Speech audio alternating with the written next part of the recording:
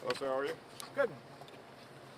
So you guys are going to get this vote on the War Powers Act resolution this week. Do you think that in the wake of this, there will be a number of Republicans who get on board and send a message to the administration about this? I think it's hard to tell. I think it's a very important vote. One of the most important votes we take up here is on whether to be at war. Our founding fathers were unanimous, from Jefferson to Hamilton. They all believed that war to be initiated had to be a vote of Congress. Even Jefferson, when he went after the Barbary pirates, said he did it in self-defense, but he didn't feel like he could make incursions against them on land and truly pursue the Barbary pirates until he came back and got approval by Congress. This has always been the truth. Apparently this attack's been under planning for 3 or 4 months, and so there's plenty of time to ask Congress's permission.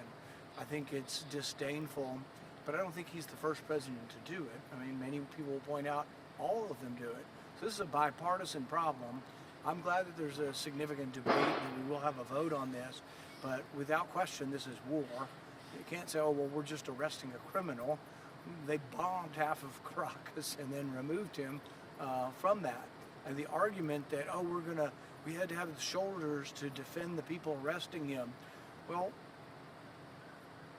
we have a foreign leader in another country that was accused of killing an American journalist.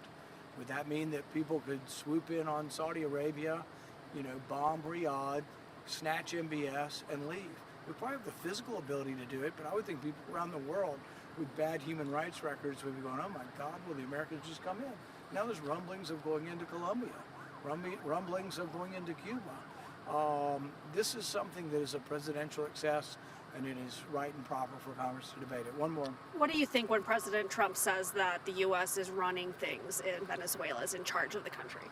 I think that'll have the opposite of the intended effect. Imagine if you're a Venezuelan and you're happy that Maduro's gone. I mean, Maduro was a terrible socialist.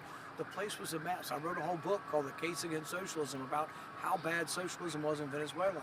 So you're pro-American, you're glad Maduro's gone, but then you have a foreign leader saying, the gringos are going to come down and run your place again. It sounds like the 19th century, and it will push our friends away. So while I wasn't for the invasion, if you want to make it better, you should be saying as soon as possible, this is your country. We're going to let you make decisions on the oil. We aren't coming to take your oil. We aren't coming to tell you what to do. It will have the opposite of the intended effect. It will drive a wedge between us and potential future leaders of Venezuela, so I hope it will stop. Do you see Graham's fingerprints in all this? Yeah, there needs to be a law, and he needs to be banned from going to the White House. That's sarcasm.